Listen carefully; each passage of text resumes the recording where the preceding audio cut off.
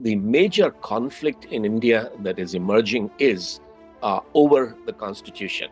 The cow is only an instrument. It's not a love for the nation. It is also hatred for religious minorities and communities that differ from you. So the Constitution is the sacred cow of Ambedkar followers, Ambedkarites. All the reviewers were condemning the Hindu constitution that has been proposed, which would India will cease to exist, India will become Bharat, and we will have a very different constitution. Thank you all for joining. Today is the 138th edition of India Research Meetings. We have been meeting for the last 3 years, almost 4 years now. And today's topic is India versus Bharat. And I will allow Dr. Vishal Mangalwadi to set the stage for the rest of the meeting. Thank you. Thank you, Prasant. The major conflict in India that is emerging is over the Constitution. The cow is only an instrument for the fight for the Constitution, and that's what we will explain today. In 2004, the Chhattisgarh Legislative Assembly, Vidhan Sabha, passed an act that slaughter of agricultural cattle and any business, or including selling them for slaughter to other states, because there are 8 states in India where killing cows is legal. So many people export the cows, which are no longer giving milk and are a problem to these other states. But that was also banned in Chhattisgarh. The allegation is that 3 Christian villages, these are tribal villages, and they have always lived off meat business besides the forest produce. They also trade in skin of dead animals and bones. So some of them have continued their traditional ancestral profession and food habits in spite of this law. And that's why a call was given in Prayagraj during the Hindu religious parliament that 5,000 people need to be mobilized to invade these 3 villages, attack them on March 1st, which began the event. Mr. Pannalal, representing Chhattisgarh Christian Forum, he prepared a video and circulated it, and then I took it up after confirming. I didn't know who Mr. Pannalal is, but after confirming that he is an authentic and credible person, I began to support his call. And my reason, while we were all concerned about this specific plan to mobilize 5,000 people, so even if 500 people went, what could happen in a village if the people went with guns? There were also 2 videos which I have not shared that came on WhatsApp of young people in saffron clothes with open knives in their hands, taking oath, vowing to kill Christians and other minorities. So one of those videos was actually in Telugu, which I couldn't understand the words, but someone from Telugu-speaking person translated that for me. We haven't circulated those videos, but these were gangs taking oath to kill with open knives in their hands, to kill Christians who eat beef or whatever. So the important question for me, upon which we will reflect today and give you time to discuss, the question is that BJP is ruling Chhattisgarh. BJP, Bharatiya Janata Party, is a Hindu party. It's ruling Chhattisgarh and it's ruling the central government in Delhi. They have a law. Assuming that some Christians are breaking that law, in actually killing and eating cows and trading in their beef. Why don't the Hindu government use the existing law and the law enforcement machinery to arrest those people who are breaking the law? That would be the government's responsibility. The Christian responsibility would be to help those families that have traditionally lived off meat business to start a different business. Say they can have poultry and have eggs, sell eggs and sell chicken and or other businesses. So the Christian community that is concerned about these people, they don't know what else to do, how to feed themselves, and this becomes our responsibility to provide them alternative so that they actually do not disobey the law and do not um, aid, aid the communal disharmony and conflict. Uh, so this is the next thing we have to take up with Mr. Pannalal, that he having raised this issue, we need to move towards transformation of these villages, that if their source of livelihood has been cut, what else can be done for them? And of course, the government's banning, removing foreign contribution under FCRA, the foreign funding, can be mobilized funding from within India to help these people start businesses. So that's a separate discussion, which we don't need to have today. But the focus for my discussion is, why is it that when you have the police, you have the law, you have the judiciary on your side, why do you need to mobilize a mob of 5,000 people to invade 3 villages? And who can control the young people who have taken these vows of using violence against Christians? Who can control them um, from not misbehaving? That's the issue. Why are these militias being built? If there are laws in UP, in Odisha, in other places, Madhya Pradesh, against conversion, why doesn't the police arrest those who are converting if they are breaking a law? Why do little mobs of 30, 40, 50 Hindus need to go to beat up pastors, attack churches, uh, and insult and burn Bibles, etc.? So, why is this happening in those states where the law and the police and the law enforcement agencies are with the Hindu political party? And what I want to suggest to you is that these militias are being created because that's the nature of fascism. This is what Hitler and Mussolini had done in Germany and Italy, which inspired the birth of Hindu fascism and Hindu nationalism, which is very different than Christian nationalism that we can discuss at some point. It's not a love for the nation, it is also hatred for religious minorities and communities that differ from you.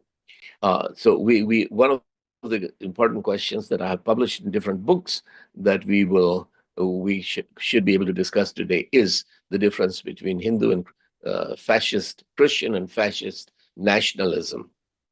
The fascist nationalism in Germany led to the 2 world wars, besides the killing of 6 million Jews.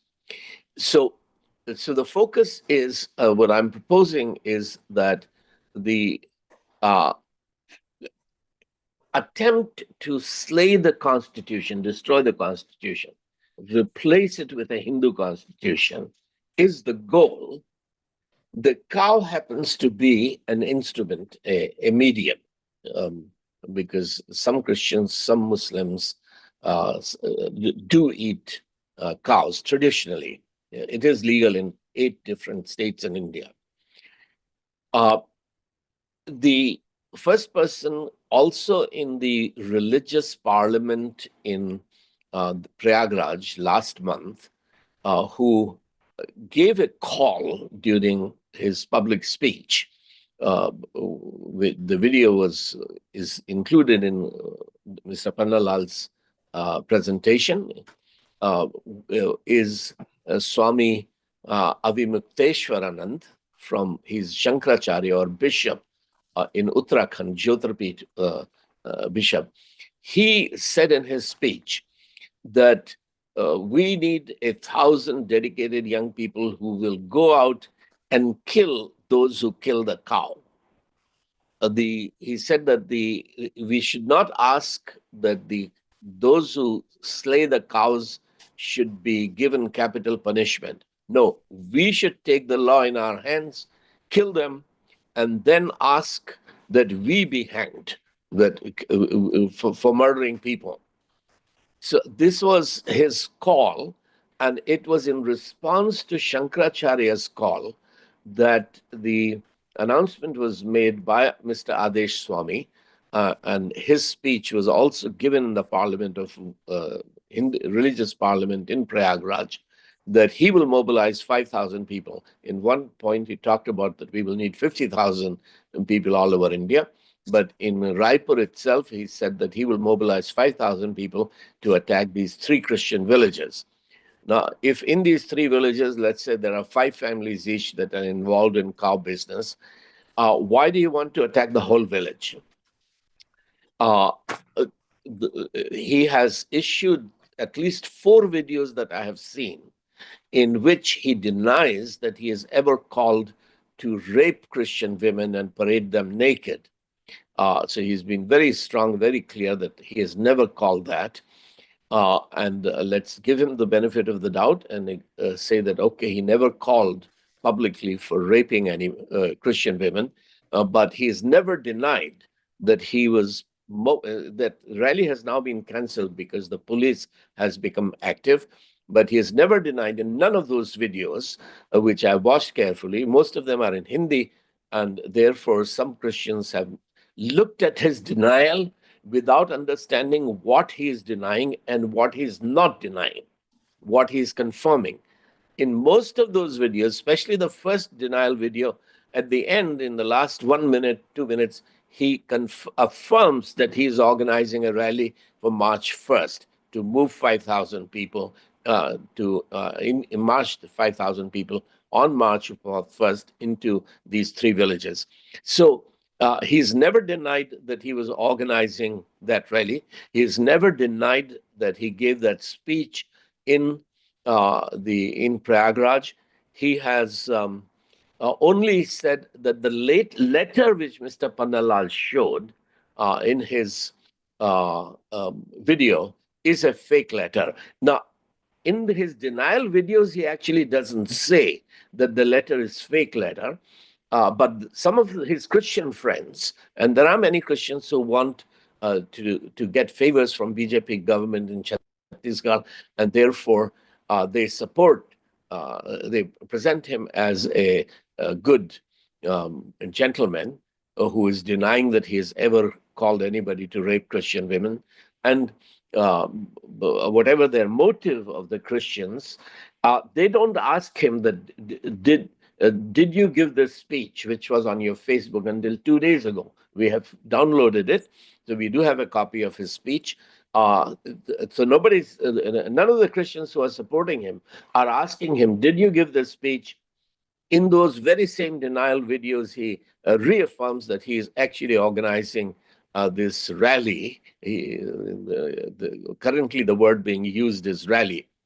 Now, the reason we take this seriously is because Mahatma Gandhi was a champion of non-violent, peaceful agitation, satyagraha.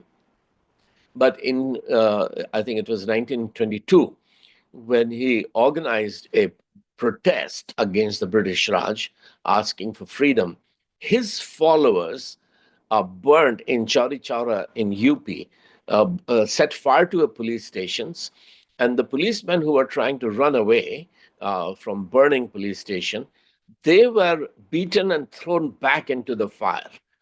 because of which Mahatma Gandhi withdrew his agitation, saying that India is not ready for independence. Therefore, I'm withdrawing this independence movement. And he quit politics. Mahatma Gandhi quit politics, went into constructive social action, Bunyadi Shiksha, etc. Then the British brought him back into politics that, look, we want to hand over home rule to Indians, but we don't know who to give the power to. Therefore, you've got to organize a political party, the Congress Party, to make it not an elitist movement, because at that time Congress was a elitist movement of university graduates who gave speeches once a year, passed resolutions, and then fought worked as lawyers in British courts, drinking beer and playing cricket in gymkhana clubs. That was Congress Party. Mahatma Gandhi's genius was in turning that Congress Party into a mass movement with Chavanni membership, that you give 4 annas, now 25 cents, and become a Congress member. So he turned Congress into a political party because Congress had no right to rule. It had no historic right to govern India. It had no legal right to govern India. Nobody had elected Congress. So turning Congress into a democratic force that it actually represents people, therefore the British should hand over the government to the Congress. This was Mahatma Gandhi's great achievement. But when he realized that his peaceful satyagraha was being turned by the Indian character into a violent, brutal movement, where policemen who are Indians who are doing their job, they are being beaten up and thrown into a burning police station. He withdrew his movement. So the reason what some of the Christian leaders are saying that, oh, Adesh Soni has never called for raping Christian women. That's not a relevant point. If you take 5,000 people to invade a whole village, who is going to control them? Police cannot control 5,000 people. Police cannot shoot at them without special emergency orders, shoot at sight orders being publicly announced, etc. So the denials that have been issued, they do not have much credibility. But even if we give him the credit, the benefit of the doubt that he never actually called his followers to rape Christian women, the fact is that he was mobilizing this rally, which it's now being called rally, which has been legally cancelled. But whether it will happen later or will still happen, we don't know. Getting away from those details for a few moments, focusing on the central question that I want to discuss is, why don't ruling Hindu leaders, those who are ruling the state, ruling the center, why are they mobilizing mobs? And the answer I want to suggest is that it's basically the Constitution they want to destroy and replace. You will remember that in the 2024 general election, Lok Sabha election, BJP was claiming that it will win 400 seats. And some of the BJP leaders were publicly saying that we need 400 seats to be able to change the constitution. We have to have numbers to legally change the constitution. Now, it was because of that objective that we need 400 to win 400 seats to change the constitution, that the lower castes, scheduled caste, backward caste, OBC, SC, OBC, and ST, voted against the BJP in some of the states, particularly UP, that the Ayodhya constituency itself was lost by BJP.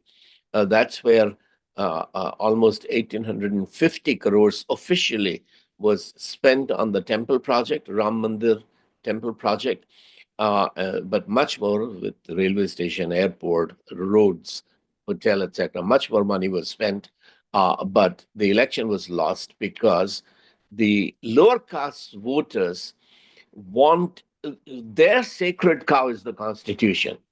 So the Constitution is the sacred cow of Ambedkar followers, Ambedkarites. To threaten that Constitution means that they're not going to vote for BJP.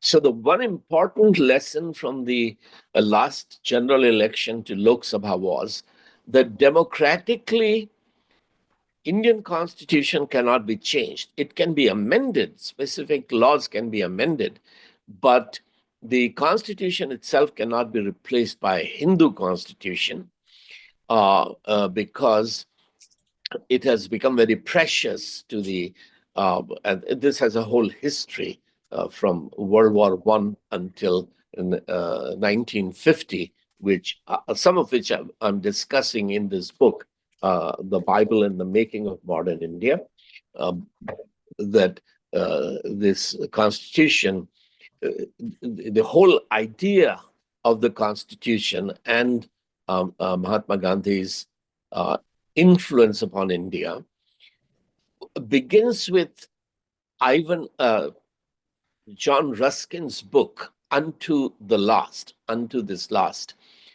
That's an exposition of one of the parables of Jesus, in which the Lord Jesus says that whatever you have done unto the least of these brothers of mine, you have done to me. And you visited the sick, when you visited the prisoners, you fed the hungry, clothed the naked. Whatever you did to the last of these, you've done to me. So John Ruskin wrote that book, I think 1860s.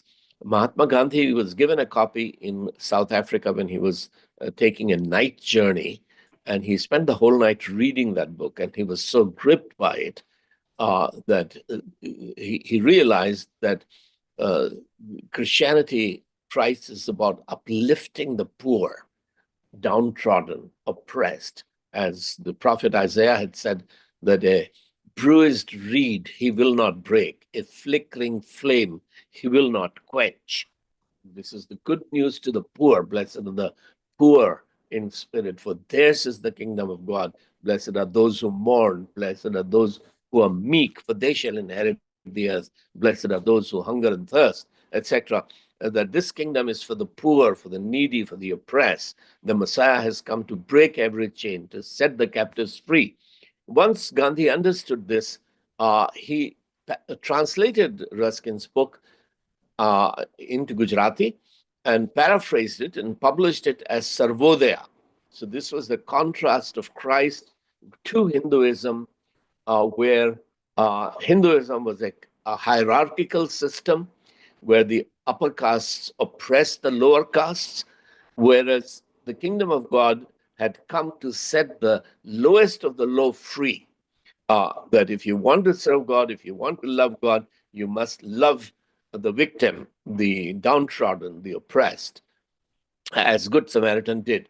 So this Mahatma Gandhi, with whatever his weaknesses were, this is not defending Gandhi as a character or all of his policies. I've read everything that Ambedkar wrote against Gandhi, and Ambedkar presents his case. But what the Ambedkar's followers don't admit, most don't even know, is that Ambedkar became the chairman of the Constituent Assembly because of Gandhi.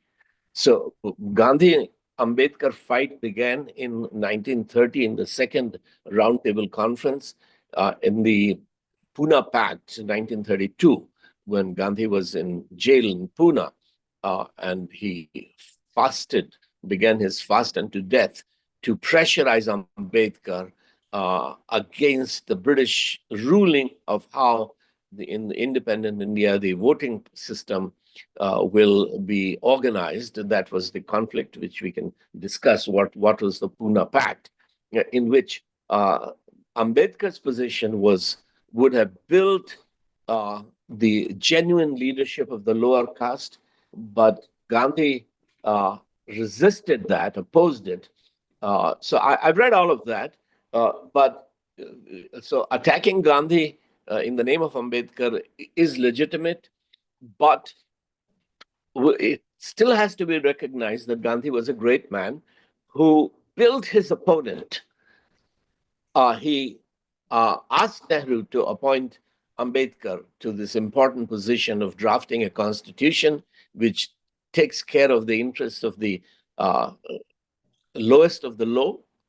And therefore, the scheduled caste, scheduled tribes, OBCs, love the current constitution. And in the last census in Bihar, it's been documented that SC, ST, OBC minorities constitute 84% of Bihar. So more than 84%. So the upper castes or forward castes are only about 15 to 16%. And they are the ones who want to get rid of Ambedkar's constitution. And since you cannot change the constitution through democratic means on the basis of votes, you cannot put up an argument that this constitution is terrible. Here is a better way to organize the nation and run the nation. You cannot come up with those arguments. That is why India, if the constitution has to be replaced, India has to be thrown out, Hindu Bharat has to be created with a new constitution, then you need a revolution. Only a revolution, not a democratic elections, is going to change the constitution. A revolution is necessary. And to have a revolution, you need chaos on the streets. So is the ruling elite deliberately bringing economic chaos so that there are enough unemployed people who will come out on the streets, burn buses, burn some buildings, burn some trains, and create a situation where the government can impose emergency, military law, and then initially suspend the constitution and then create a new constituent assembly to have a new constitution. Is that where the government going? And now this, of course, Hindu constitution has already been written by Hindu saints and some scholars, university professors from Banaras and other places. And this constitution was supposed to be presented at the religious parliament on the 3rd of February, on Mani Amavasya. And the sections of the constitutions were already leaked to the press, and some of you may not have paid attention to it, but the press was, all the reviewers were condemning the Hindu constitution that has been proposed, which would, India will cease to exist, India will become Bharat, and you will have a very different constitution. Now, so this is an in-house conflict within Hinduism. The same Shankaracharya who called that we need 1,000 young people who will go out and kill the beef eaters or cow killers, he is the one who alleged that from Kedarnath temple, 222 kilos of gold is missing. What's the implication of that allegation? The allegation implies that the BJP appointed board that manages Hindu temples, their wealth is not credible. Why does the government appoint a board to manage Hindu temples? Because Hindus were complaining against, this is 1818, Hindus were complaining against mismanagement of their temples, the wealth in their temples. Therefore, East India Company appointed a board to manage the wealth, oversee the wealth, the money that is being put into the temples. Now, that was strengthened in 1929. I've given the dates in my letter. in 1929, another law was passed which strengthened the government's role of overseeing the management of money in Hindu temples. Now, back then, when the British, during the colonial era, both during the East India Company rule and then later during the British government rule of India, Hindus did not object to civil servants being appointed to oversee the management of finances in the temple because Indians trusted the Indian civil services. Because we have forgotten, our church historians don't teach this, that Indian civil services, which Sardar Vallabhbhai Patel described as the steel frame of India, is a creation of British evangelical movement. William Carey himself, we talk about him as the father of modern missions. What we're not told is that 3 days a week he was in Calcutta training civil servants. Most of the Bibles that the Sirampur press published were actually translated at the Fort William College. When the Fort William College, the East India Company stopped, objected to the company funds being used for Bible translation, then the British and Foreign Bible Societies was created by the evangelicals in London, and then the Calcutta Bible Society was created, and the translation began to happen with the Bible societies, funds coming through the Bible Society, but printing was happening in Sirampur because Sirampur had the press and the capacity to make fonts. So printing was happening in Sirampur, but the Bibles were being most of them. There were few exceptions, like Henry Martin was who did the translation into Urdu. He was in Kanpur, etc. So there were a few exceptions, but most of the Bibles were being translated. For initial readers were civil servants, because English civil servants wanted to learn a local language. They want to learn Telugu, but there is no Telugu literature. So you give them Telugu Bible. They already have English Bible. They can now have the Bible in Telugu and English, and they can learn Telugu. But by reading the Bible, they also learn how God wants governments to be run. Their character is built up. So it was the Bible that built up the Indian civil services. And most of the teachers who were the British teachers who were training civil servants in Calcutta, most of them were reverend, ordained ministers. But that's a different paper which Samuel Davidson will be presenting to us in a week or two about the origin of Indian civil services. But my point is that when the British made this law that government servants will oversee Hindu temples, management of the money in Hindu temples, Hindus didn't object. Now they are objecting because now nobody trusts civil servants. And this allegation that 222 kilos of gold is missing from one temple means that the constitution and laws need to be changed so that Hindus will manage their own temples. So sadhus, sannyasis, sages, they will manage the money, the gold, which means that if a politician wants temple money for fighting an election, he has to prostrate before the saints. They control the money. That's one allegation.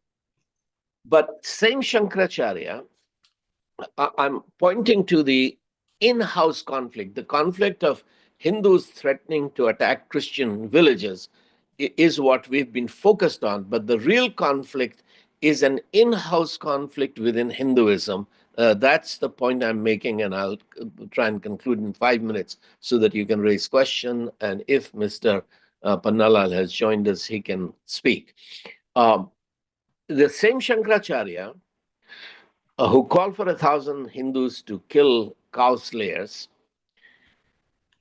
when Prime Minister Narendra Modi was inaugurating the Ram Temple. That was not just inauguration; it was a ceremony called Pran Pratishthan. Pran Pratishthan in Ayodhya. That was preparation for the general election. But Pran Pratishthan means bringing life into the idol, um, breathing life into the idol. And the Shankaracharya repeatedly, and he was not the only one, but he repeatedly said that the way Modiji is going about this, he will bring demons into the temples. Now, most secularized Christians don't actually believe in demons, but the Shankaracharyas know better. If you just Google demon worship in Hindu temples, you will see so many temples in India where people go to be either delivered from demons or to be possessed by demons. Hundreds of those videos with regard to the demon worship and possessions were displayed during the Kumbh Mela, which ended 2 days ago. So the idea of, we might we've been so secularized that we will be skeptic that demons could actually come into an idol. But this is what the Shankaracharya was saying. Now, he was giving a number of reasons, such as the temple is not complete and this, that, and the other. But the real reason was that Modiji calls himself a backward caste, a Shudra. He was usurping the role of the Brahmin priests in performing the ritual of the Pran Pratishthan. Likewise, during this 50 days of Kumbh Mela, which has ended 2 days ago, same Swami, he kept condemning Chief Minister Adityanath Yogi non-stop against the mismanagement of the Kumbh Mela. If it was a concern about better management, people can respect that. And I'm sure there was an agreement that, yes, management could have been much better. But the real fight of the Shankaracharya against Modi and some of the Shankaracharyas against Modi and against Yogi is that two of them, neither of them a Brahmin, are trying to become what they call Hindu Hridaya Samrat, the king of Hindu hearts. Now, that's a position that belongs to Brahmin priests. People should prostrate before the Brahmin priests. Why are these non-Brahmins? And that's the problem with the constitution, that a non-Hindu constitution is allowing a Shudra, Narendra Modi, and a Thakur, Yogi Adityanath, Kshatriya, Yogi Adityanath, to become the kings of the Hindu heart. And so there is a section of Hindus, devout Brahminical Hindus, who are opposed to the BJP and trying to create problem for the BJP. So in fact, in the end, the BJP succeeded in putting enough pressure on the organizers of the Hindu religious parliament in Prayagraj not to present that constitution and not to have a public discussion on a Hindu constitution to replace India with Bharat. The argument was very simple, that look, at least under the present constitution, we have been able to acquire political power. If you guys make fuss about changing the original proposal was that in 2 more elections in 10 years, by 2035, Indian constitution should be fundamentally replaced by a Hindu nationalist constitution to create Bharat. So, but this cannot be done democratically, so don't discuss it. We need to create the chaos to suspend the present constitution, create a emergency, and have RSS trained military leaders, police leaders, civil servants take over the government, and then we can have a Hindu constitution created afresh. So that's the real conflict, which is why militias are being trained and created. Uh, and because you will need to have murders on the street and burnings of buildings. Uh, Part of it is, of course, the problem which Ashwani Upadhyay, who had brought the Anti-Conversion Law Act before, he is now bringing, mobilizing a lot of pressure that in most of India, in urban India, prime properties belong to churches, Anglican churches, former Anglican churches, Roman Catholic churches, and Christian institutions.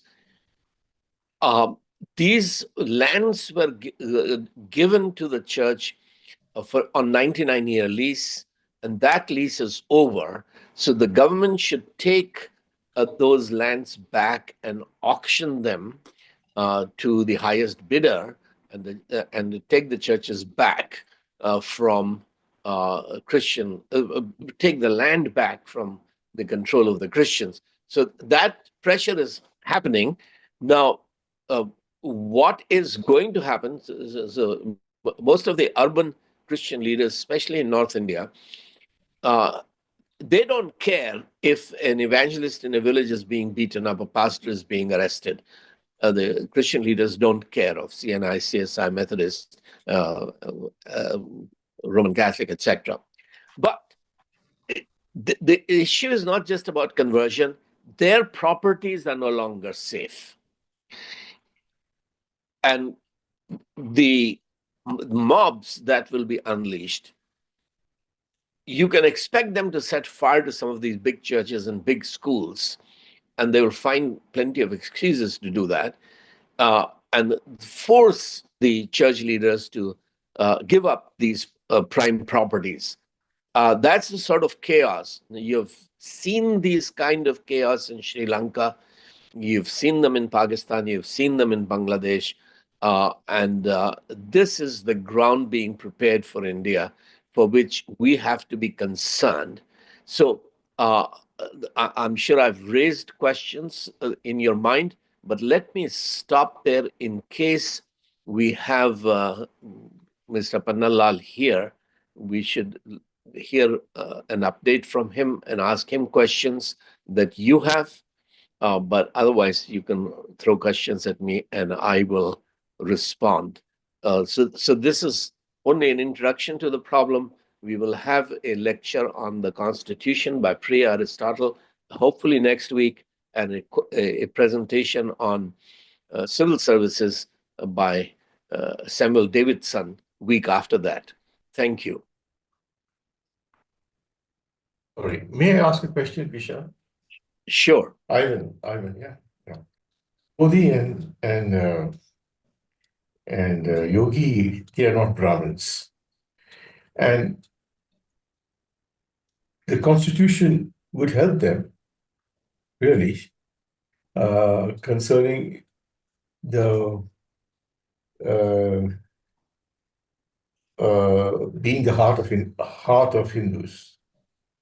And so why would they want to upset the whole situation? I can understand that the Shankaracharyas would be very interested to change the constitution.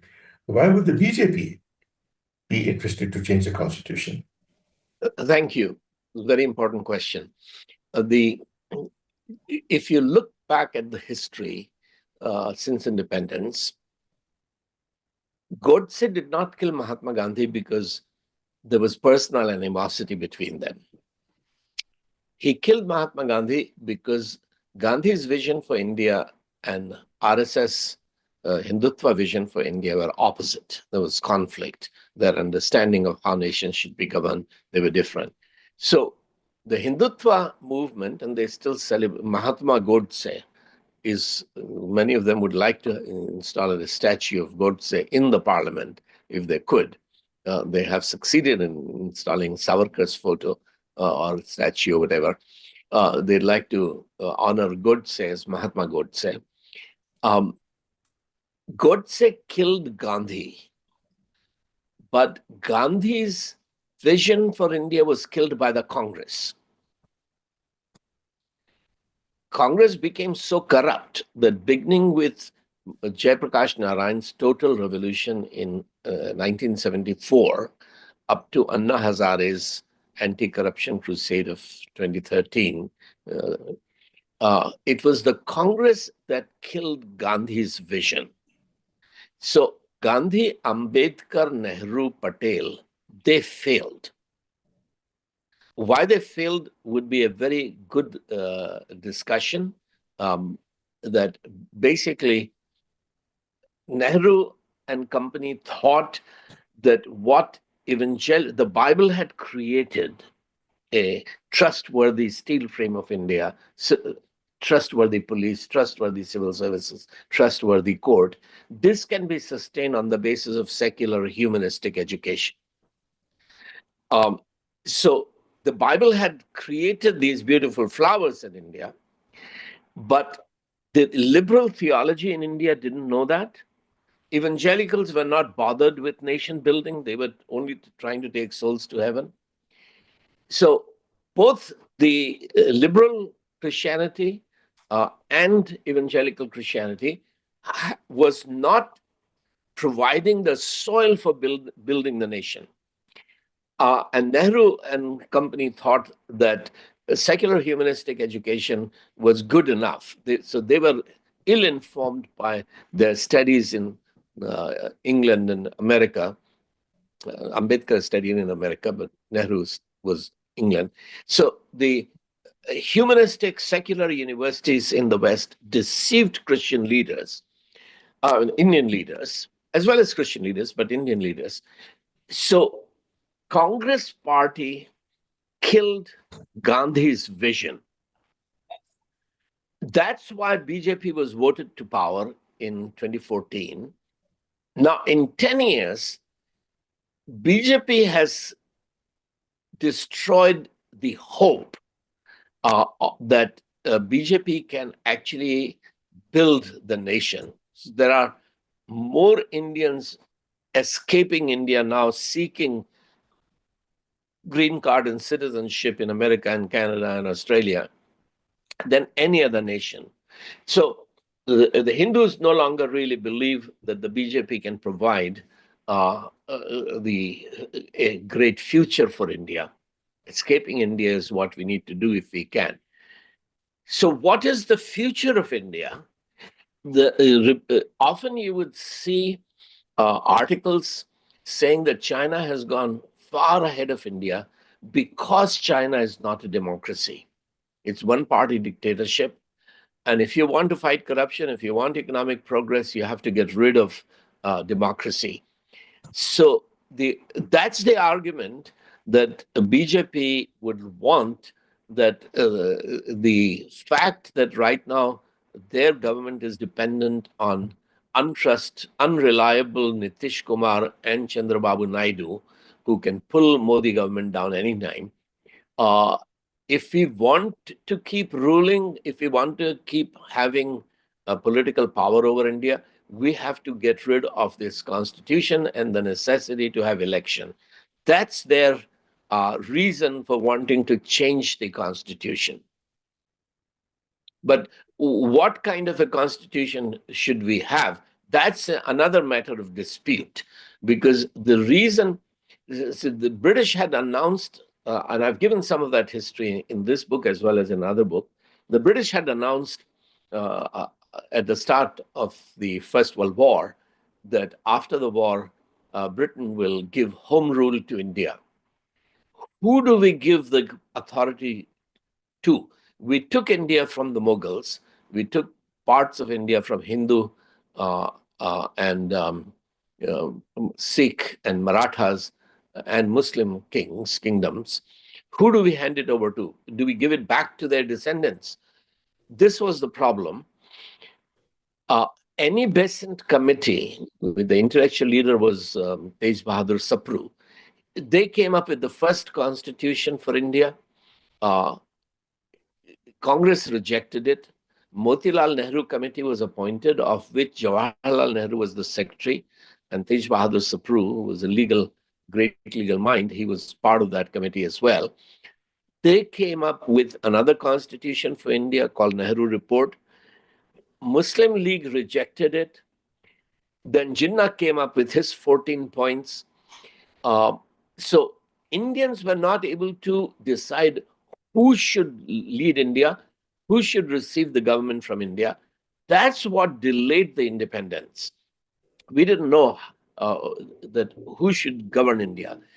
So the British gave freedom, autonomy to Canada, Australia, New Zealand, South Africa, and one more country in 1932 through Westminster uh, um, Edict, Westminster Statutes in 1932. The five countries were given freedom. India could have had home rule in 1932, but Indian leadership could not decide who should lead India. Uh, that's why the independence was delayed until after the World War II. But India Act of 1935 was finally written by British civil servants, which became the foundation for the Ambedkar's Constitution of 1950. So the 70% of the Ambedkar's Constitution was actually written by British civil servants in 1935, on the basis of which the election was held in which Nehru became the prime minister, but alienation between Nehru and Jinnah was sealed, which then led to two-nation policy, two-nation idea. And what the current controversy over Savarkar is revealing is that before Jinnah, it was Mr. Savarkar who advocated two-nation policy, that Hindus and Muslims cannot live together. This is part of Arun Shori's new book, and there are many videos which are the court case which Savarkar's family has started against Rahul Gandhi. In that court case, Rahul Gandhi's lawyers want to present the evidence that it was Savarkar who floated the idea that Hindus and Muslims cannot coexist in one nation, which is part of this spirituality that keeps governing the hate-driven politics of RSS. Can I just ask a question? Sure. You have to be two-faced because Modi government talks about democracy and everyone being treated equally and all that when he goes abroad. But here in India, it's the implementation is different. So how do they cope with the contradiction? Well, that is Chanakya Niti. So the idea that you should be trustworthy, that people should be able to trust your words. This is a unique contribution to the Christ's teaching that let your yea be yea, your nay be nay, is not a part of the cultural foundation. In Hindi, we say, समय पे गधे को भी बाप बनाना पड़ता है. You have to make a donkey your father at an opportune movement, that my father is this donkey. So that is Chanakya Niti. You have in 1532, two books in Europe.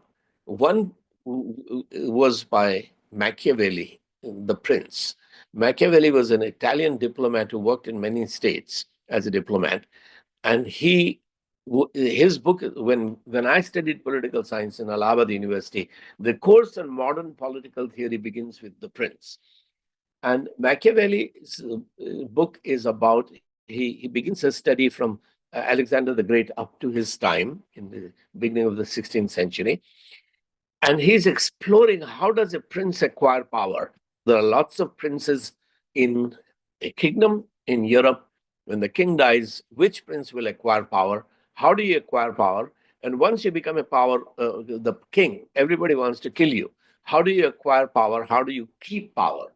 This is what the Prince is studying, Machiavelli is exploring.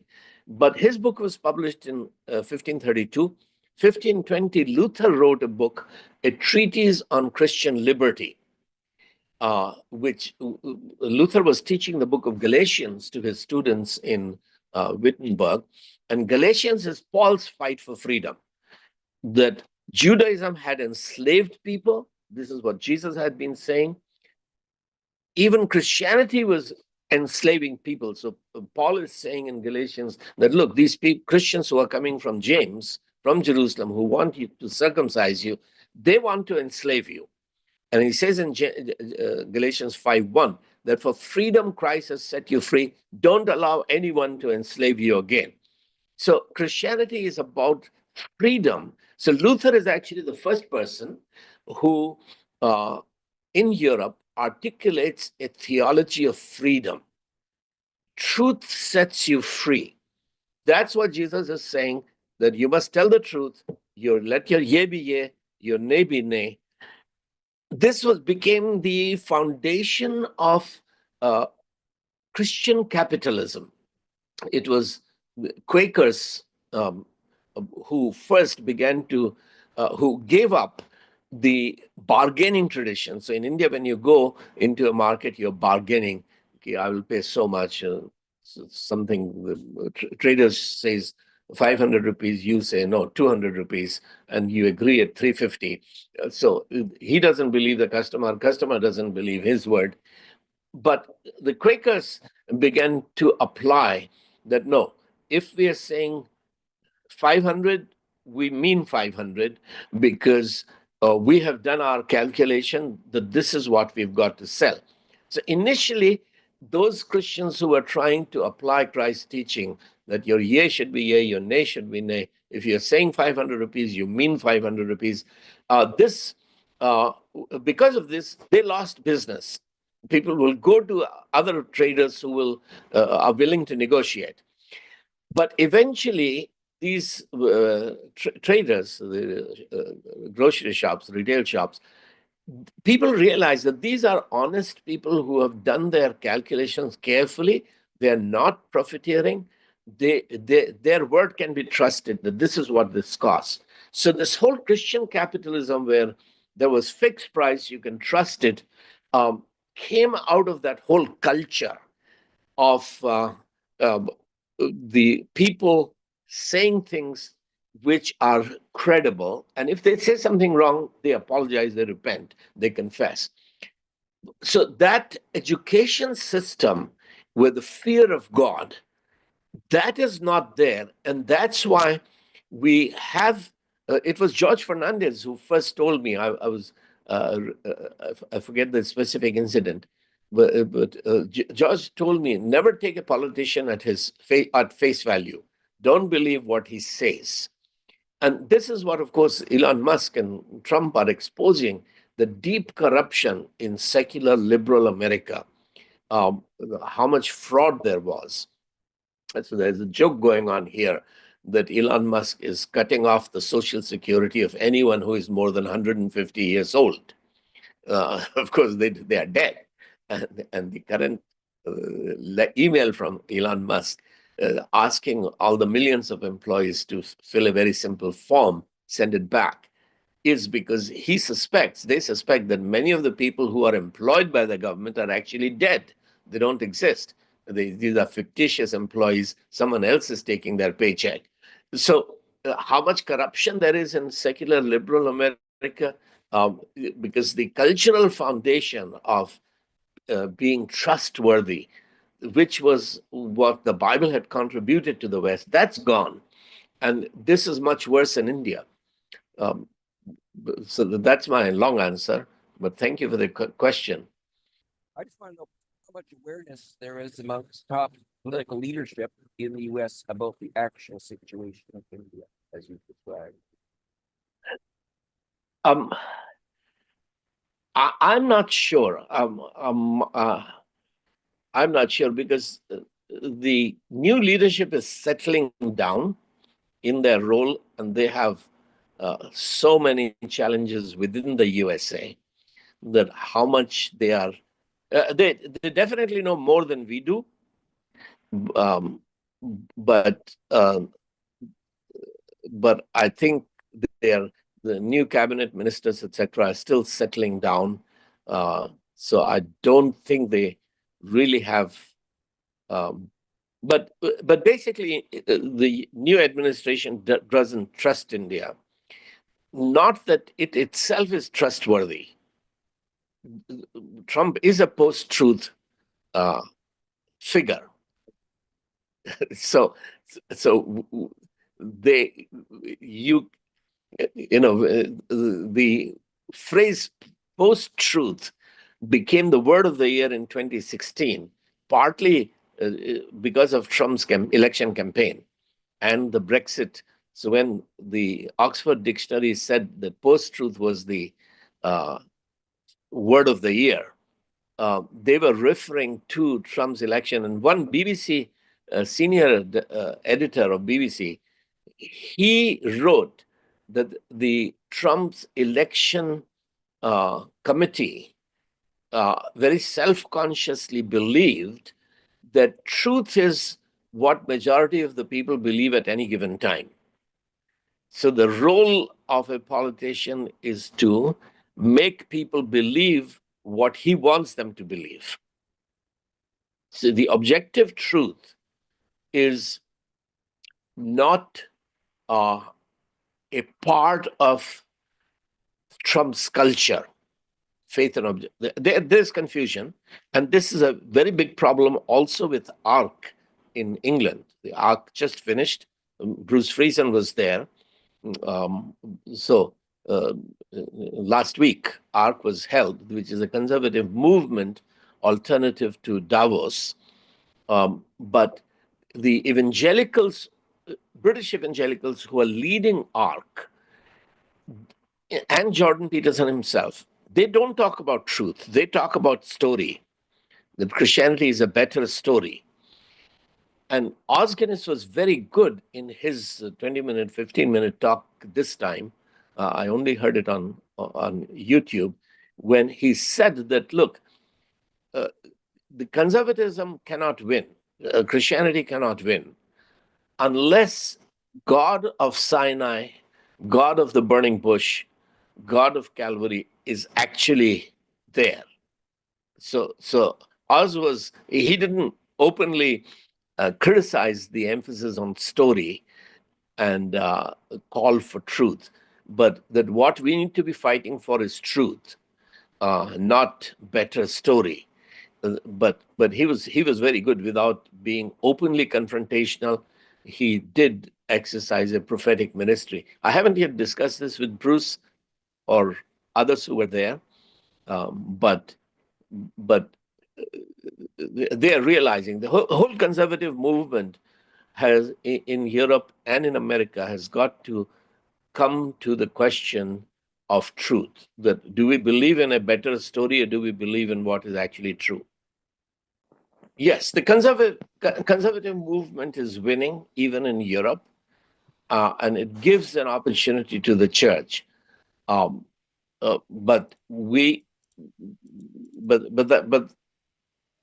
there has to be theological clarity. It's not conservatism that sets people free. It's truth that sets people free. But I have a question. I'm just thinking in terms of it's more like a philosophical kind of question. You mentioned about when you learned philosophy, the first book they talked about was The Prince, right? Machiavelli. In political philosophy. Right. Yes. In political philosophy, it starts with Alexander the Great. So my question is based on the book of Daniel. You find Alexander the Great described in the book of Daniel as an Yes. amazing power. Yeah. And in Daniel chapter 8, I believe, and that great horn is broken. And then I'm reminded of that stone which hit the feet of the statue, that being Yeah. Christ. So that also is a counter to the power. Yes. And Christ is described as becomes his work becomes a great mountain and fills the entire earth. So Yeah. really, it's countering against power. And if Yeah. you look at Christ's model, it's the model of service where he empowers and his power diminishes in the process, you know. So that kind of leadership is what is really needed in the world today. And sometimes even capitalism is not really doing the work. It's almost like you have suffocating capitalism, which is not really helping the masses. The gap between the rich and the poor is widening, and the poor are not being cared for. Because in the scripture, one of the most important things, it talks about the four things: the poor, the widows, the orphans, and you know, and the multicultural, willing to embrace peoples from all groups under Christ. And so the leaders who have the servant attitude where they are totally giving up all their power. You know, it's like the rich young ruler. He sold everything to follow Jesus. Jesus said, "You have to give up everything to follow Jesus." And that capitalistic power is there, and that is not being described or taught. Where Christ's model is countering the Alexandrian model of great power, is what is the solution? I think more than truth. You know, about Yes. truth is liberating and all that. Yes, that is true. I understand, but the model of Jesus, you know, really becomes part of your psyche, you know, and your actions is the answer, I think. That's absolutely right. And this problem is much sharper in India, where the government itself admits, Modi ji admits, that 80 crores of people are receiving 5 kilos of rice every month to survive.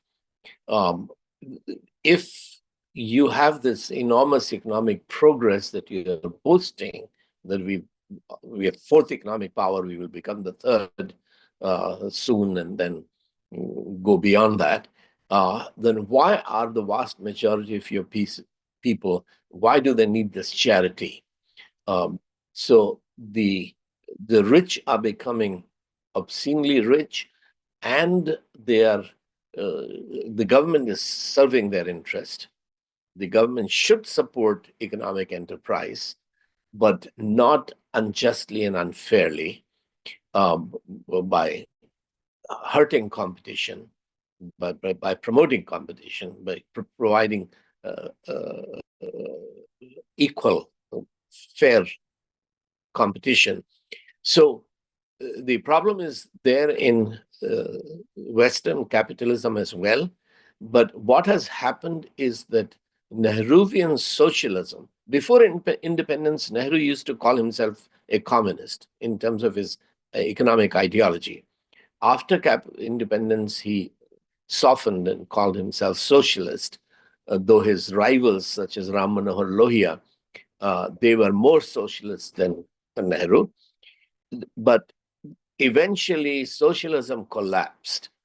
And then Manmohan Singh, who was an economist, began to reverse the course, and Modi benefited from that course. But Modi has gone with Hindu socialism. So Adani Ambani is Hindu socialism, where you're not playing by the rules. You are using your connection with political power to bend the rules. So if Trump was to bend the rule and give unfavorable support to Elon Musk, for example, against his competitors, that would be a problem. Musk supporting Trump to ensure that there is government efficiency, there is no fraud, etc., that's very welcome. But Trump bending rules to support Trump, his friend's business, that would be an abuse of political power. But that abuse has been happening in India. And so in the letter that I circulated about today's meeting, I begin with Arun Shoury's discussion with BBC, Purohit, Jugal Purohit. Purohit asks, Shoury, as a champion of Hindutva, Hinduism, is writing this book against Savarkar, who talked the most about Hindutva, the first concept of Hindutva promoted 100 years ago by Savarkar. So Shoury's book is a critique of Savarkar, and Purohit asks him, why are you so concerned about this issue? And Shoury says that I am dreading the future. What the institutions that were created, the interviews with BBC is in Hindi, but you can follow it. The institutions that were created to check power, abuse of power.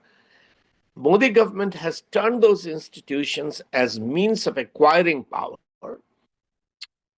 So Indian Express yesterday published a front page story of 23 or so politicians who were harassed by ED, IRS, police, and forced to join BJP.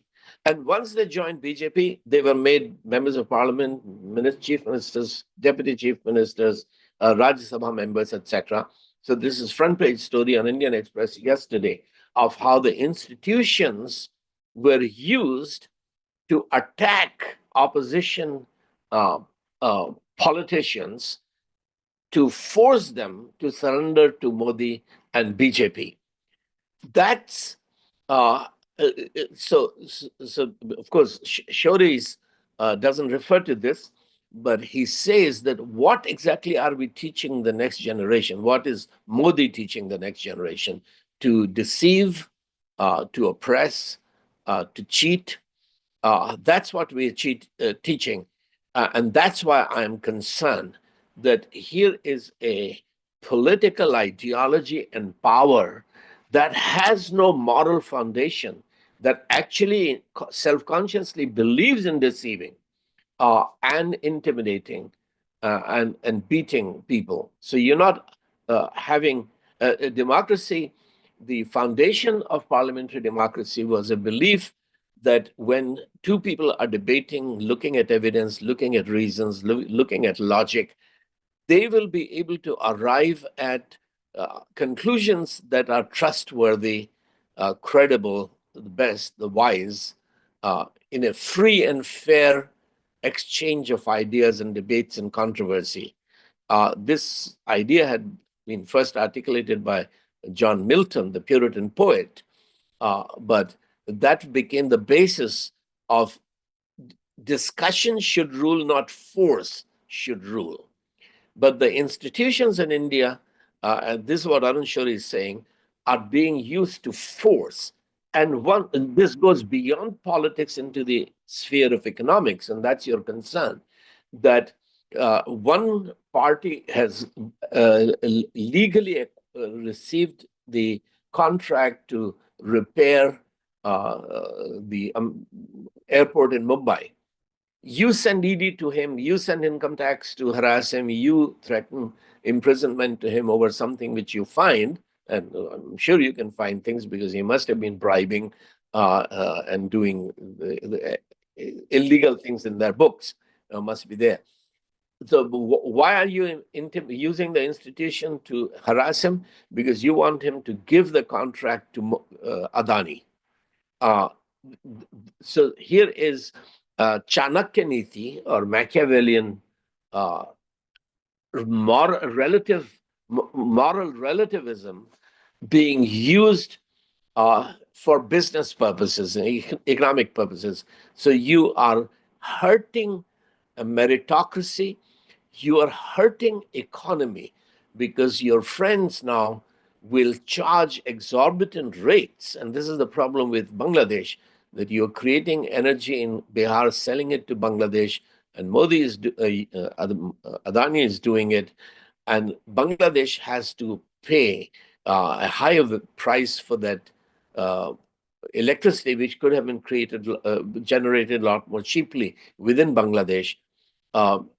So that's what is being done in India, and this is terrifying people like Arun Shori.